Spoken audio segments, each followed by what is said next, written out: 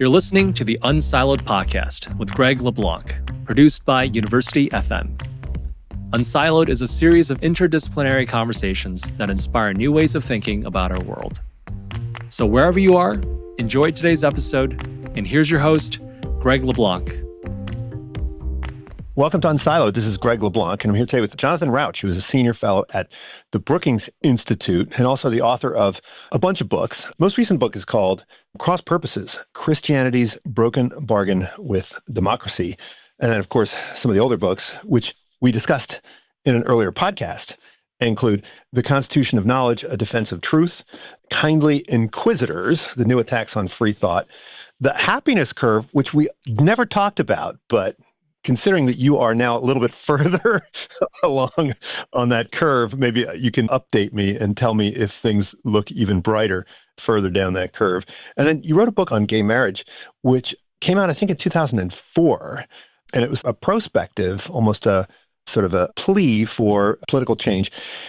I'm waiting for the sequel where you look retroactively and talk about the movement. I don't think there is a definitive book on that movement and how it was organized and how it was so effective.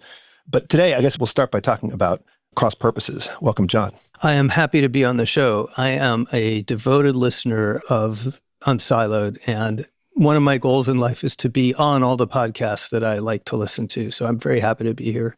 Well, there we go, marketers. Remember that the audience for this podcast is definitely high quality. So look, this book, Cross Purposes, it's really about, well, it's subtitled Broken Bargain, Christianity's Broken Bargain with Democracy. And I think all of us know that Christianity has been on the decline almost monotonically since, I guess, even since the founding of our country. I don't know.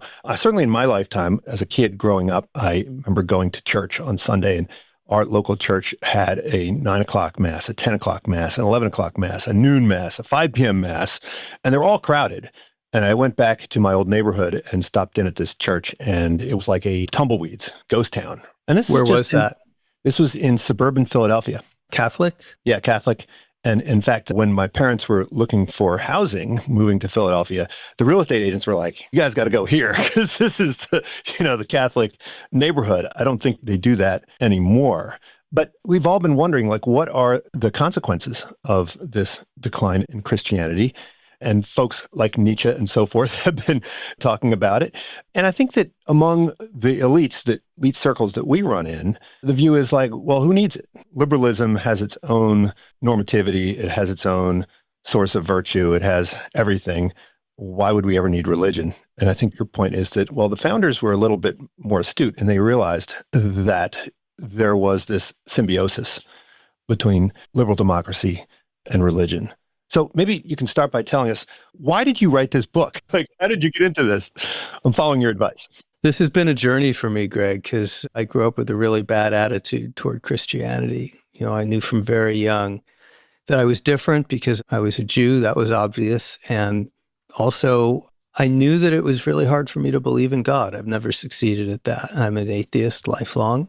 And very early on, I experienced this kind of attraction to boys and men that I didn't understand. But as I grew a little older, I began to realize that all three of these things made me the enemy, at least seeming the enemy of our country's prevalent religious tradition, Christianity. And you couldn't turn on the radio on a Sunday and not hear a preacher talk about how people, homosexuals are a stench in God's nostrils, bringing fiery judgment down on the earth and seducing children and whatnot. Where did you live where this was on the This is Phoenix, Arizona. I was born in 1960, which I'm not sure if that makes me older or younger than you, or about the same. You're older. Gosh, I need to work on my moisturizer and stuff. Yeah, I figured you were a kid. And then in 2003, I wrote what I now consider the most mistaken work of my whole intellectual career, which was an article for The Atlantic celebrating secularization, saying, religion is fading as part of American life. And that's great because religion is divisive and it's dogmatic and we'll just all get along better without it. I have never been so wrong. It turns out the founders told us this, but I forgot it, that Christianity, religion generally, but in the US, that means Christianity, that especially means white Christianity, is a load-bearing wall. in our democracy. And America is becoming ungovernable in significant part because Christianity is failing. So here I am writing about, so what's gone wrong with the church? What's gone wrong with the society around the church? That means they're pulling against each other instead of together. And how can we start to repair that breach? Well, look, a lot of people would say that Christianity isn't on the decline, and they point to these, I guess, comparisons with other countries. So, yeah, you go to Europe and there is nothing, right? Here in America, at least in terms of who gets attention in the news and so forth, it seems like Christianity is still very strong, like evangelical Christianity is still very strong and certainly has a seat at the table at the White House. So what is the evidence on Christianity? Right through the 20th century, from the beginning of polling in the 1940s until today, but right through the 20th century, the percentage of Americans who attended religious services and who were members of a church, I should say, according to Gallup, was around 70%. And that's, when you and I were growing up, you probably remember this in Philadelphia, but often the first question that people would ask each other wasn't where do you live or what school do you go to or what do you do for a living? It's what church do you belong to? These churches were just pillars of American society. Starting in this century, this is a recent phenomenon, we have seen church membership, Christianity, especially denominational, just fall off a cliff. So between 2000 and 2020, only 20 years, church membership dropped by more than 20 percentage points, according to Gallup. As of 2020, it was below half. It was 47%. In the 14 years from 2008 to 2022, 40 million Americans left the church and stopped attending religious services. In other words, the number of people in America never attending religious services doubled. It's like bankruptcy. It happens gradually and then suddenly. And I could go on. There's lots of numbers like this. There's some evidence that maybe it's stabilizing just in the last year or two, according to Pew. But that's exactly right. We saw a steady kind of diminishment of the cultural influence of the mainline church, the ecumenical church. I'm guessing you were a member of, well, you were Catholic, I guess you say. So, but in Protestantism, we saw a gradual decline of the mainline churches in the 20th century. But the storyline that you alluded to is, it's now 15 years out of date. But look, America is still the exceptional country. It's very Christian because the evangelical church is taking up the slack. Well, it did for a while until it too went into the same kind of sharp decline. According to Pew, there's now no more evangelicals in the United States than there are mainline. There's like 13% of the public is each. And there are many more people than that who are so-called nones, N-O-N-E-S. They're not affiliated with any religion. And this is a transformation in American life. It happened very quickly. There's no precedent for it. And it's working its way through our system with a lot of ramifications right now. Now, some would say that the decline in Christianity is just offset by an increase in other types of religion or spiritual movements, whether it is some kind of new age spirituality, or some would even say that the wokeness is a religion. And I mean, does it make sense to refer to these other sources of, spiritual inspiration as religions in the same sense? Or do we see just sort of a general decline in this three-dimensional view of the world? I love the analogy at the beginning of the book. It's one I've used before, which is that if you have a religious sensibility, it's like going from black and white to color, or from 2 dimensions to 3 dimensions. I mean, is there a sense that that is declining in general, or is it that we're just seeing a transformation into other kinds of religious beliefs? There's a wonderful book about this, so I'll recommend it. It's called Strange Rites, R-I-T-E-S, by Tara Isabella Burton. And it documents how people have shifted from the big institutional religions, churches, to DIY kind of pseudo-religions and all kinds of things like the self-help and self-improvement movement and Wicca, crystals, and Soul Cycle, for example, would be in that category. There's a lot of stuff like that. But I mentioned the ramifications of the decline of Christianity. So in 2003, I would have said, well, look, Greg, this is okay because people will go other places for their spiritual fulfillment. It'll be less divisive and less dogmatic. So as people filtered out of Christianity, there's this cascading series of effects that I didn't foresee. The first is the rise of what you're just talking about, the kind of DIY spirituality, the substitute religions, which tended to be customized and they're very targeted toward individuals instead of institutions, and they don't have a lot of doctrinal depth. They're just, make your life better. Well, those are okay up to a point, but they have nothing like the theological depth and wisdom that Christianity has. They have nothing like the ability to gather people for collective worship, to think about transcendent things, to give to their community, to socialize the next generation. They just don't, SoulCycle doesn't do that. Soccer leagues don't do that. The second thing that happened, which you also alluded to, takes it a step further. And instead of being about self-help, you get these pseudo-religions that are things like radical environmentalism, radical wokeism, QAnon, and some of the conspiracy theories, and radical MAGA, I think, is religious in flavor. And this has been pointed out, the quasi-religious structure of some of those things.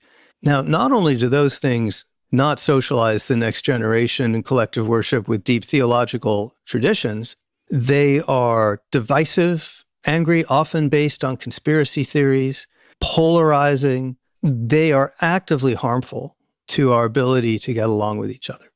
So then cascades one level further, and that's people substitute partisan politics, and that becomes a religion. So people increasingly define their lives and their meaning in life and their identity. Am I a Democrat? Am I a Republican? Do I vote for Trump? Do I vote for somebody else?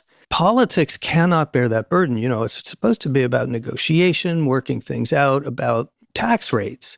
It can't be what you organize your life about. So when you start adding them up, it turns out, except no substitutes, none of these other things can do the job that Christianity was doing. And a lot of them are making the situation worse. Well, when people talk about religion, sometimes they focus on the catechism, the set of beliefs. And I think in this context, we're talking about kind of the normative beliefs. But other folks, when they talk about religion, they're focused on the collective behavior, the sociability, the communities. It seems like with respect to the normativity, the way in which it's not like people belong to a religion and then that tells them what they ought to do or think or what's right or wrong. It seems like people start off with some prior about what is right or wrong, and then they go try to find the religion that matches it. And this seems to be true even within Christianity, where people will choose their church, not because their parents gave it to them, but because it's more suitable for their prior preferences. And this is particularly true, I think, in Protestantism, because you have elected pastors. And so it's kind of like the pastors have to do what the congregation tells them rather than the congregation doing what the pastor tells them. Well, there's some of that for sure, and more than in the past. Though I'd be curious, you mentioned that you're Catholic, and that must have something to do with your upbringing, right? There's deep roots that faith creates over time, identitarian roots. I mentioned that I'm both atheist and Jewish, and that's, there's a tension there. But being Jewish is as much to do with your history, your tradition, your association, going back now millennia, as it does to do with particular beliefs about God. It has to do with the worldview. Even a sense of humor is inflected by it. So yeah, I think of being Catholic as an ethnicity in the way Judaism. Yeah, you guys don't have a sense of humor. The list of great Catholic comedians is going to be shorter. But I think that, people can call themselves Catholic even if they don't believe, right? And they can go to Mass even if they don't believe. Yeah. But so all that said, yeah, there has been more consumerism, unquestionably, in recent years than there used to be. More questioning, more moving around, more shopping. But there's still a depth to the great religious traditions, a sense of home there. And there's also something else I stress in this book, because a lot of secular people like me just miss this. You've probably seen this in academia. They look at religion as the sum total of sociology plus demography and political leanings. Those things matter, but theology matters more. The Bible matters. And that remains within Christianity a fundamental groundwork that it's hard to shop your way out of. You can, of course, there's some pretty wackadoodle Christianity out there, but most mainstream Christianity is rooted in certain teachings, and those do provide some important ethical principles. The core message of my book is that the principles, the three most important central principles to Christianity, according to Christians, are also three core principles of liberal democracy. And you don't have to believe in Jesus to see that they're true and to see that they're important. Well, look, I think that people who are atheists and people who are these post-liberal religious folks, I mean, they seem to both agree that there's tension between liberal democracy and religion. And I think you're arguing that while there may be some tension, these are fundamentally complementary. So why is it that people tend to emphasize the tension on both sides? That's a good question. Because the tensions are more obvious. So the founders told us that they could give us structures for government, a constitution, but they also told us, Madison and Washington, Adams, pretty much everyone but Jefferson told us that the values that support those structures had to come from outside those structures. We had to get them from civil society, and by that they meant family, community, schools, but they especially meant Christianity. That was the task that they assumed Christianity would do. And when I was growing up, I assumed Christianity would do that task because it always had. It was just there, providing the social context for people. You know, people would go to Sunday school. This is how people would meet their spouses. This is where people got a general sense of how civilized, normal people behave. It was doing all of that work. And I took that for granted. And I think a lot of my secular friends took it for granted.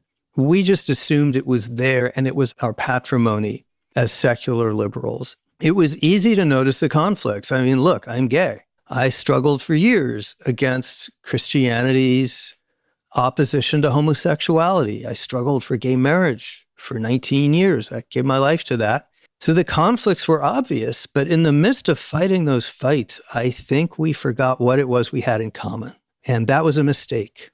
Well, look, when people say, for instance, during the abortion debates, don't bring religion into it.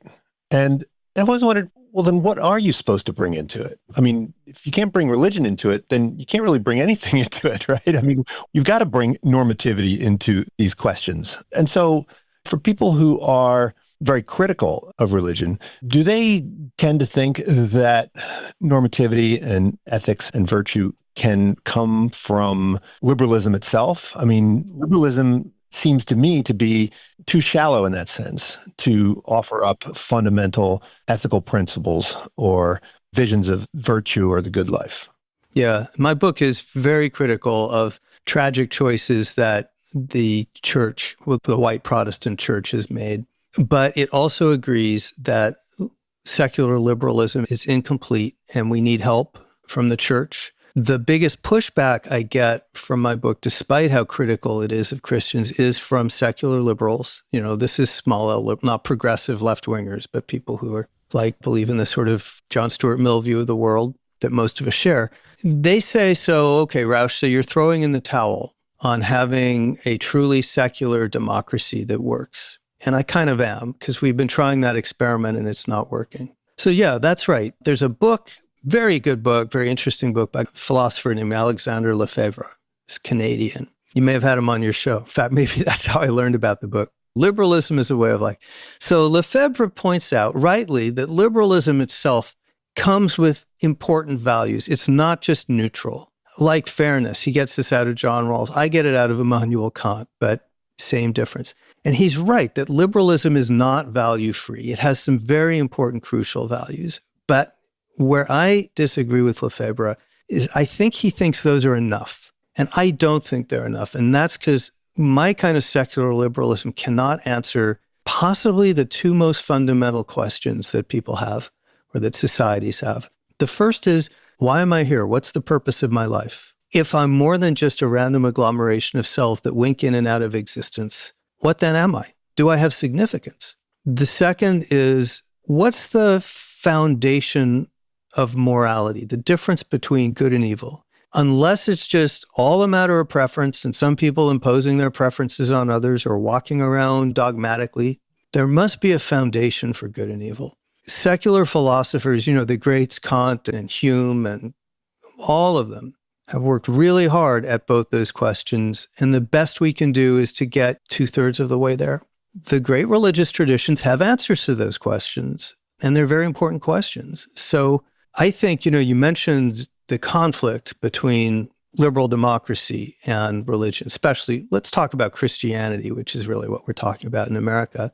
I picture them as two planks, two boards, and neither will stand up by itself, but you can lean them against each other. You've got to have both of them to have a fully functioning liberal democracy, at least in America. And if they're in everyday conflict, if they're pulling apart instead of aligning, you're in trouble. Well, I mean, should we think of religion as a fourth or fifth or sixth branch of government, right? I mean, in a sense, the founders felt the need to institutionalize those three branches, but did they just presume that this would always exist and so therefore it didn't need to be mentioned? I mean, you don't need to have a state religion. There's a very good new book out about the history of Christian nationalism in the U.S. from colonial days. It's by Jerome Kopolsky. It's called American Heretics. And he points out that Christian nationalism is not new, and a lot of people worked very hard to establish Christianity officially in the Constitution.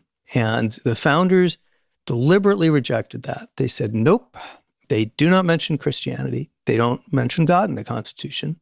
So they did not want Christianity or any other religion to be a branch of government because they understood. I'm actually surprised, the Pledge of Allegiance under God, right? That's one of those invented traditions. I mean, that's a 20th century thing. That's like the 30s. And under God, if I'm not mistaken, was added after the main body of the pledge. Like, I think it's a Red Scare thing, right? From the 50s, early 50s, when they added under God. So the founders they did not establish a Christian nation. They did not say you have to be Christian to be a good citizen. They did not want Christianity to be a branch of government. But they did assume that it had a role to play, that it would be out there doing what it needs to do to make the system viable. So it's more like a substrate. It's like the foundation that you build your house on, and it needs to stay strong.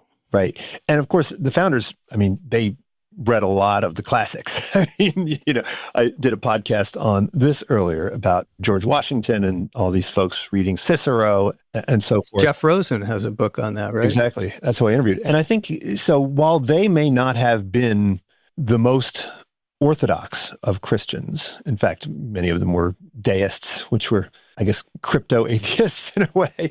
They still very strongly believed that Christianity was a background condition of the world at the time. Yeah, that's right. And they told us that. It's in George Washington's farewell address. The exception is Madison. He says, without virtue in the public, there's no way this Constitution will work. But he didn't talk about his own religion, so we don't really know about Madison. Yeah, well, if you need to have virtuous citizens, then where's the virtue going to come from? They didn't have universal public education, so where did they think did they just presume that the virtue would be cultivated in the churches or within the Republic of Letters, or where was the virtue supposed to come from? Well, civil society, and it means all of those places and many places and lots of local institutions. But yeah, of course, Christianity was a big part of this. Our early colleges and universities were there to train ministers. And that's because the ministers were seen as kind of morally foundational members of the community. Well, in the book, you talk about three different flavors of Christianity that we're seeing here: the thin Christianity, the sharp Christianity, and the thick Christianity. And I think just like the three bears and the three bowls of porridge, I know which one you're going to advocate for. Maybe we can walk through them. Yeah.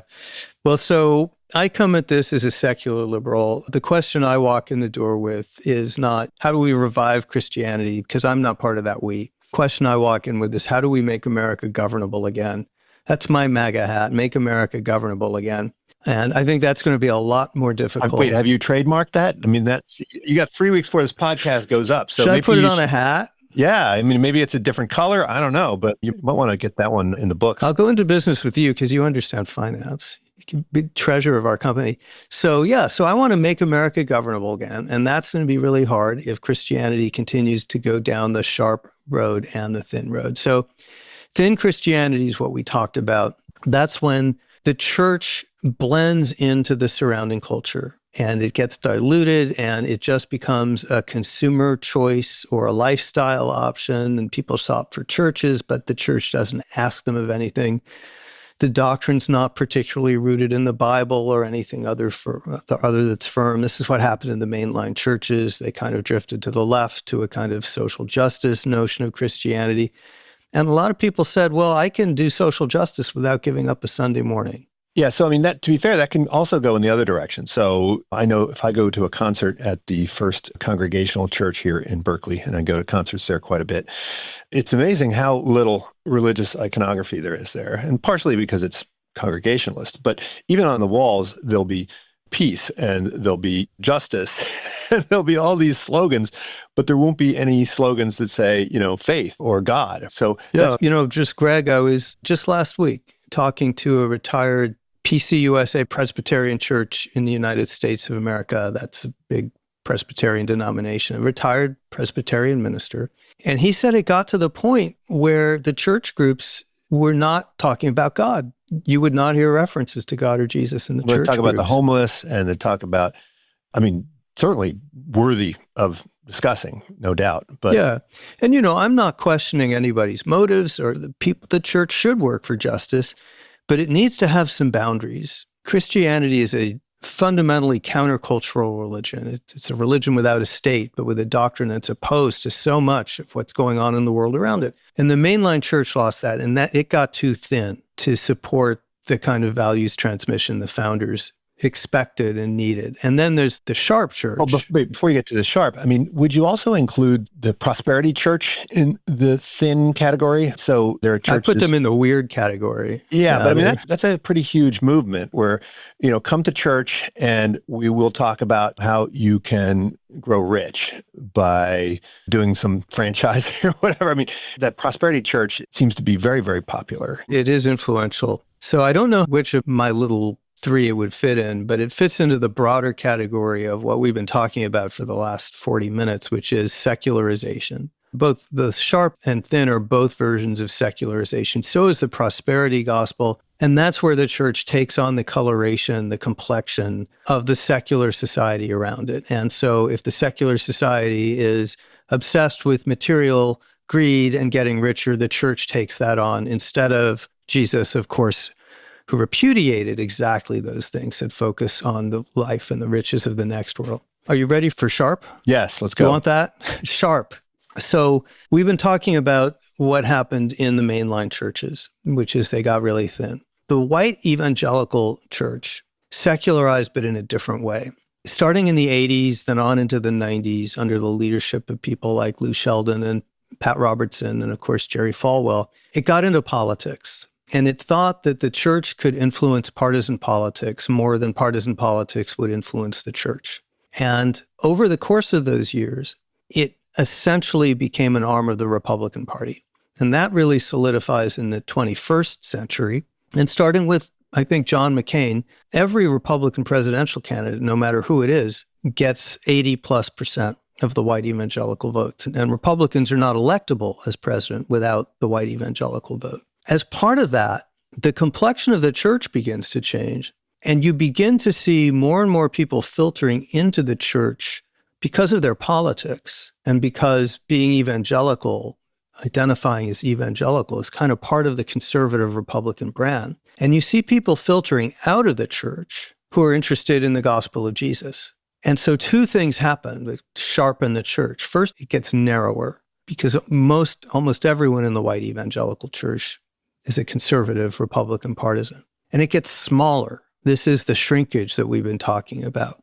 And as it gets smaller and narrower, it gets sharper, meaning it gets more divisive, more politicized, more about secular politics, more focused on the next election than on the next life. And that's what seems to have happened to the white evangelical church.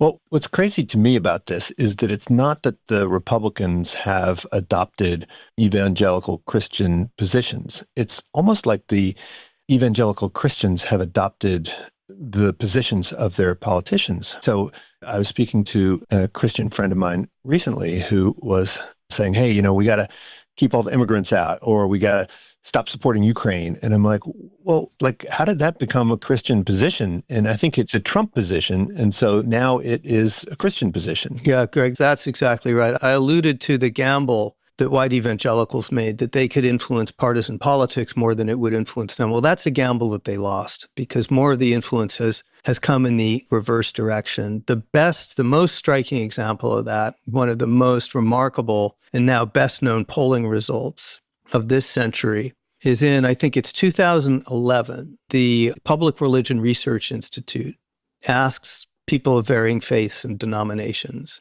whether they believe that it is important, essential for people in high public office to show good character.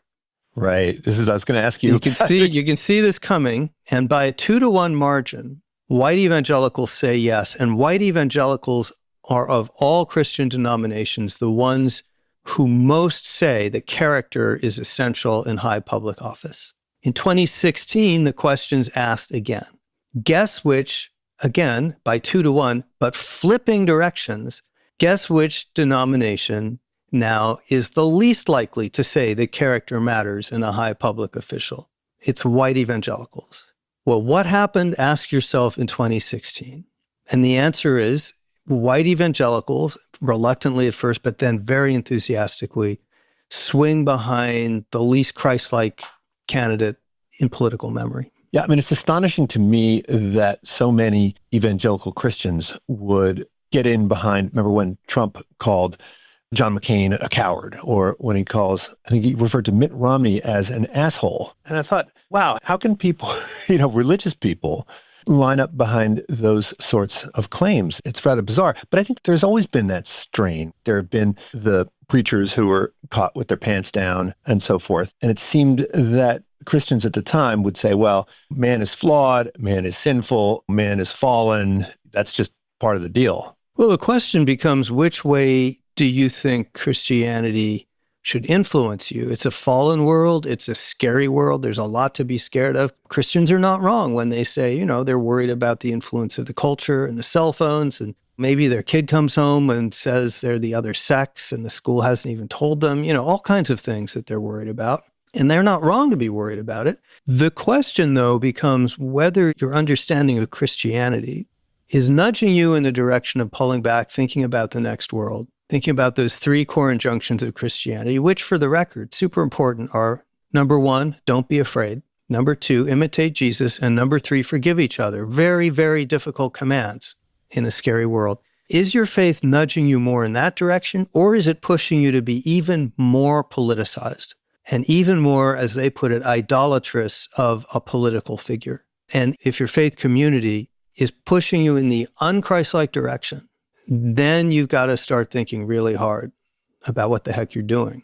Now, is this move towards sharp Christianity? I mean, is this pastor-led, or is this kind of congregation-led?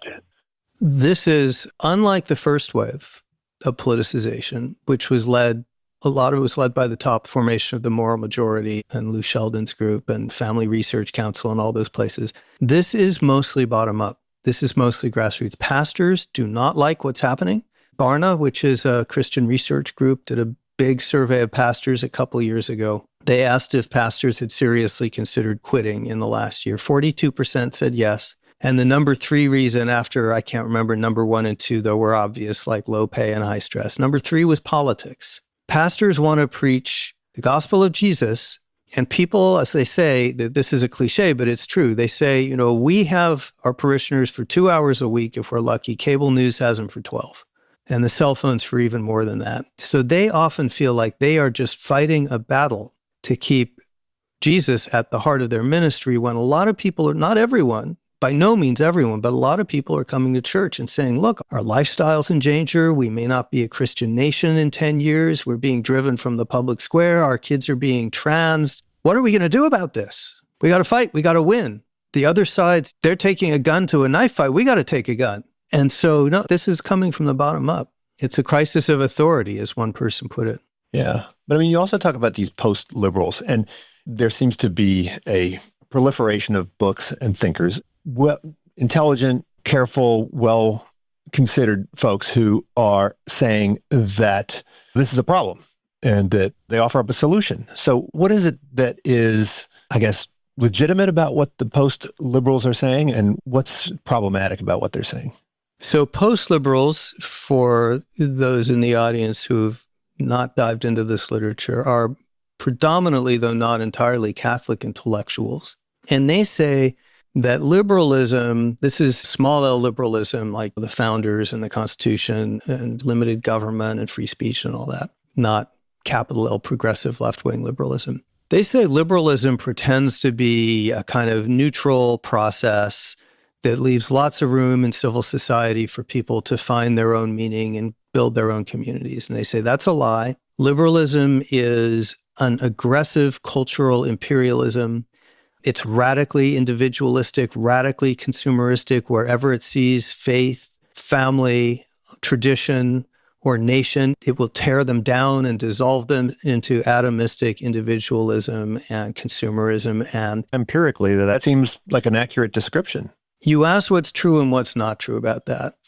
There's something to that. It has always been true that maintaining anything static or standing still tradition is a challenge in fast-moving capitalism, and science is just constantly on the move. That's why I think it's so important that Christianity and liberalism support each other. Liberalism needs that sense of rootedness and groundedness, that attention to higher transcendent things and core values and scriptures that are 3,000 years old or 2,000 years old, depending. It needs those things precisely because it is always changing and always churning.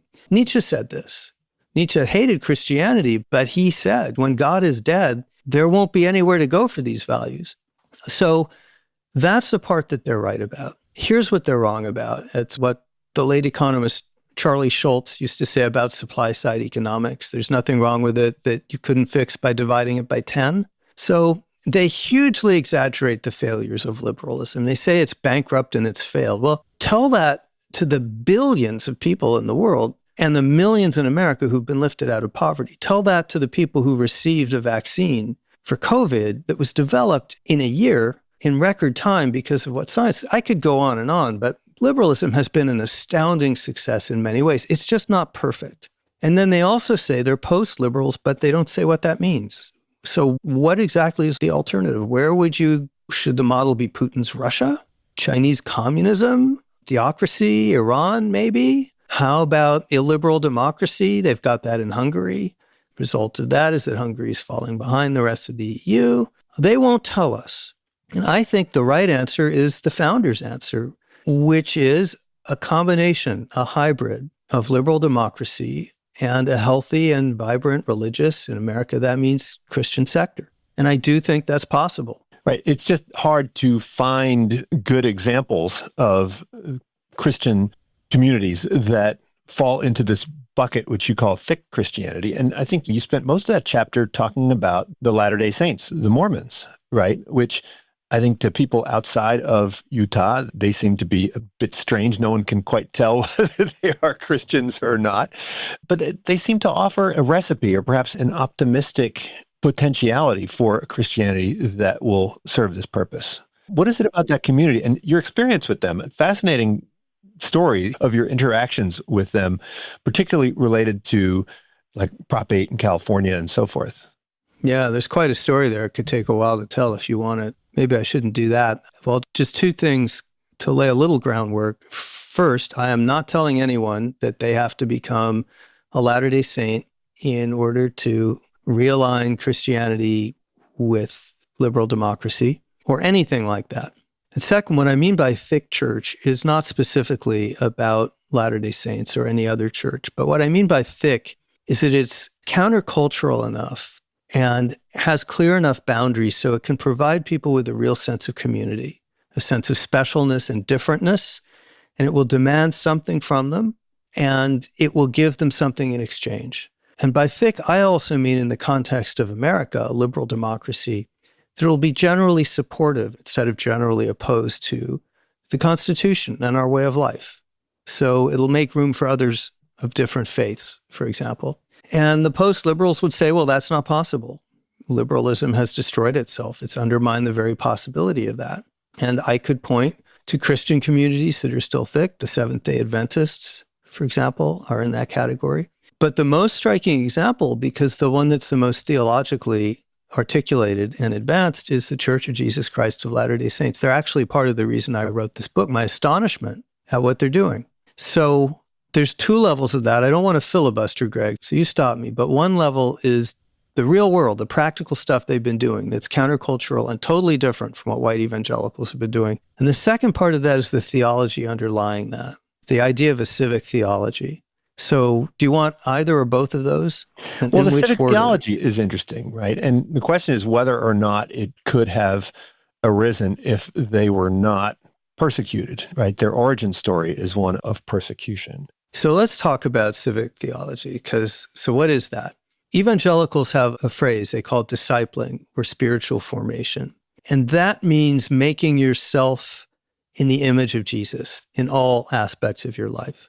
And the church, white Protestant church in America, still does a pretty good job of discipling people toward Christ in their personal life, family life, church life. If the hurricane strikes, the churches are going to be there. But there's just a gaping hole for discipling people in their civic life, meaning how do you behave on social media and in politics? Do you bring those same Christ-like values with you when you, for example, engage on Twitter?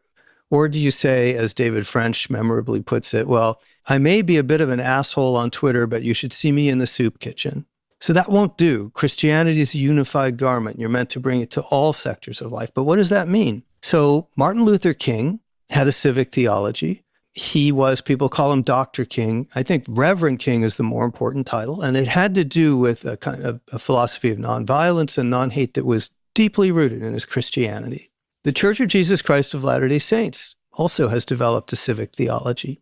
And it says that wherever possible in engaging with people that you disagree with, whether you're a Latter-day Saint or anybody else, you should strive toward patience, negotiation, and mutual accommodation. They call this peacemaking. And they say the idea is not that you have to give up your values and compromise them away, but the idea is work with other people who probably disagree with you to find ways to reduce the conflict, deconflict, and expand the space to live together. And what got my attention about all this, so I'm a gay guy. I spent 20 years of my life fighting for same-sex marriage. In 2008, the Church of Jesus Christ of Latter-day Saints poured a lot of money and time and volunteer work to oppose same-sex marriage in California. They won. Big reputational backlash. People were very angry about this, and they had a rethink.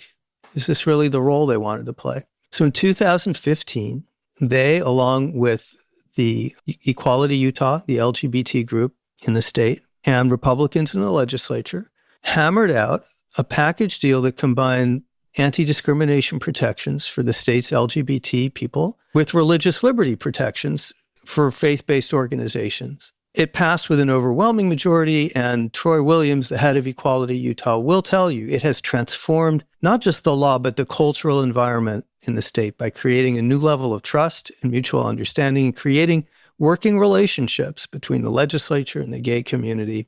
And then they do it again. This is the one that really gobsmacks me, Greg. In 2022, Church of Jesus Christ of Latter-day Saints helps to put through the Respect for Marriage Act, which enshrines my marriage to Michael in federal law in case the Supreme Court ever changes its mind, while also adding some major new religious liberty protections, stipulating that the federal government can never use tax breaks, charitable status, federal contracts, federal grants as weapons to force a church or a faith-based organization to recognize same-sex marriage. It's just a classic win-win.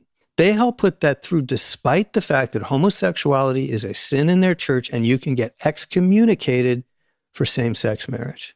So the U.S. Conference of Bishops didn't do that. They opposed the bill. Most members of the evangelical community, though not, interestingly, the National Association of Evangelicals, opposed it because it's gay marriage. They're against it.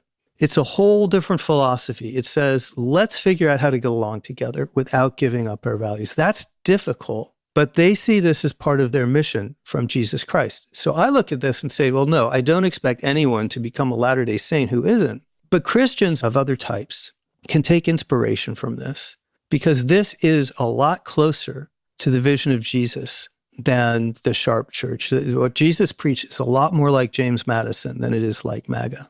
Well, I think the important thing is that this is not just sort of an acknowledgement of political reality, a negotiation strategy for protecting the interests of the church. I mean, that's one possible interpretation. It seems like it flows from this civic theology that you're describing. Yes, theology matters. It is true. I mean, they're not dummies out there in Salt Lake City. And it is true that they got some really valuable things for the church as part of these packages. More power to them. They got some exemptions and protections that are meaningful in their world. But where this is really coming from is deep in the theology. It goes all the way back to their account of the Garden of Eden and their most important doctrine, the thing I heard them talk about again and again whenever I'm out there. It's agency. It's free will plus. It's free will plus the actual opportunity to make wrong choices. They think it's a sin to put people in a world where they have only good moral choices to make, because then we don't grow. Eve's apple was a gift from God, right? Eve made the right choice. Now, I've always thought, by the way, since I was a child, I was taught in religious school that the Jewish account is kind of similar to the Christian account. Eve defied God and mankind was punished. And I always thought, so what was good about being cattle, walking around naked with no independent judgment or sense of right and wrong? Yeah, and no suffering. And no suffering and no striving. Doesn't sound too good to me. Well, the other thing is, do you think that the mission, right? So every Mormon is required to participate in this mission, which means they're spending 1 or 2 years of their lives going out and having conversations with people who are not co-religionists. I mean, this is sort of like a mandated exercise in democratic debate. So the narrow point isn't quite right, because they tell me that only about 30 to 40% participate in missions. It's optional. The people who do it say it's life transforming.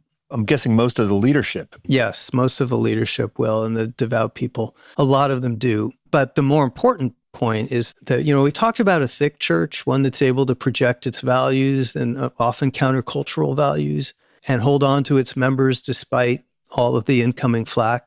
When you go out there and you look at the church, the mission is just one part, an important part, but just one part of just a whole suite of social technologies that surround members with all kinds of ways that they're touched by other church members. My favorite example of this is what they call, I think it's the personal minister. So you'll be assigned, if you're a member of that church, kind of a friend. Someone whose job is like once a month or however often, it's not heavily structured, but someone whose job is to check in with you and just say every so often, you okay? And if your house burns down, that your person in your personal ministry is going to be there. And everyone does this for someone else. I mean, again, everything is, fundamentally voluntary, but lots and lots of people do this. And this is a way to make sure that people always feel like they're not alone. And then they've got, of course, there's worship services, but they've also got what they call seminary, which is in high school. These are classes before or after school, or in Utah, they actually have time in the school day for religious instruction, in addition to Sunday school. And a lot of volunteering is expected. And these are all ways of telling people you're part of something, and it's something that cares about you and you're giving back to. I understand that the church has a checkered past. I deeply disagree with its teachings on homosexuality. I think they're cruel and incorrect. My very first editor out of college wrote a book about the horrible treatment, the abuse she suffered at the hands of the church. She later killed herself. So yes, I know it's not perfect, but I do think that there's a lot to learn from what they're getting right. And unlike evangelical Christianity and unlike the mainline churches, their membership seems to be holding stable in the US and it's growing around the world. So they're doing something right. Yeah. Now, when you describe, the book is partially a memoir, and you're describing this story about how your position evolved over time. And it's sort of like the scales fell from your eyes as you got older and wiser and so forth. But I'm wondering if it's related in part to the evolution of your sentiment in a way and your psychology in a way. Because in the book, remember that the happiness curve, you talked about how as you got older, you found it easier to experience gratitude, right, towards the world. Do you think that the psychology or your sentiment or your view of the world and others affects the way you think about these things? Is that a trick question? Because I think the answer has to be yes. Sure. Yeah, of course.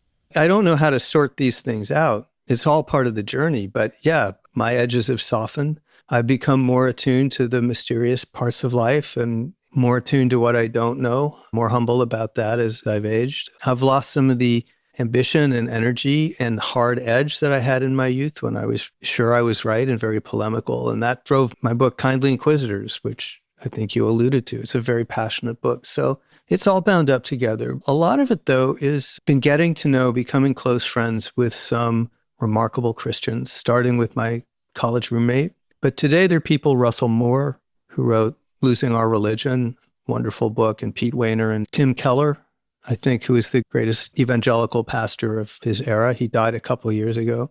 And Francis Collins, former director of the NIH. I mean, he's smarter than I am, and he's a much better scientist. And if he can believe in the divinity of Jesus Christ and in a deep spiritual dimension to the universe, I have to say, he's not stupid. So getting to know those folks has forced me to understand I'm missing out in some ways by not having that spiritual dimension. And occasionally, maybe I glimpse it a little. I tell people it's like, if you've ever been asleep on a train and you snap awake and you see something go past you on the window, through the window, maybe it's, a structure or a billboard. And that's interesting. And you turn your head to get a better look, but you've already moved past, it's gone around the bend. And I feel I've gotten that much of a glimpse of what it is to be a person of faith, those momentary glimpses. And I think that's as close as I'll be able to come. When I think about the happiness curve and my subjective experience, I think is somewhat in line with that. But it seems like a lot of the extremists that we see are drawn from the older population, right? Watching Fox News or whatever. How do we reconcile that? It seems like is that just a temporary phenomenon? Oh, well, no, it's because, the happiness curve this is a book about the effect of aging on life satisfaction. And it turns out it's an independent variable, meaning lots of other things are going on in your life that determine life satisfaction. And so does your personality, for example, and so do your choices. But part of that equation, an important part, is just how old you are. And there's a dip in midlife. It's not for everyone all the time, but it's found in cultures, countries around the world. It's very consistent. It's true of men and true of women. And it doesn't mean you're not going to be foolish or extreme when you're young or you're old or you're middle-aged. It just means other things equal. That middle period of life, it's more of a challenge to feel satisfaction. And people aren't expecting that because midlife is when you're supposed to be at the top of your game. You're the master of the universe and you're probably caring for kids and parents and you've got that career and that house and maybe that marriage. And yet you're very emotionally vulnerable and you don't know why. And people characterize that as a crisis and that makes it even worse. So that book is about that. It's not saying that there's like a trajectory where people become moderate in old age. I will say that a lot of the energy that we're seeing behind the extremism in the MAGA movement seems to be coming from a very youthful, predominantly male red pill culture. I'm guessing you see this out on the West Coast where you are. And so I do think there are elements of youth, or at least youthful culture, that are part of that. Not Berkeley. Yeah, okay. Right. Well, John, thanks so much for joining me. This is now podcast 2. We never got to talk about the same-sex marriage movement. I'm hoping you'll write a book on that because there has yet to be a definitive account of that movement. And it certainly seems like the alignment with at least some portion of Christianity in that movement is part of the story that needs to be told. So thanks so much for joining me, John. Appreciate it. I enjoyed it and I'd be happy to come back anytime. Thank you for tuning in to the Unsiloed podcast produced by University FM. If you enjoyed today's episode, please give us a 5-star rating and review in your favorite listening app. To listen to our other episodes, please visit our website at www.unsiloedpodcast.com.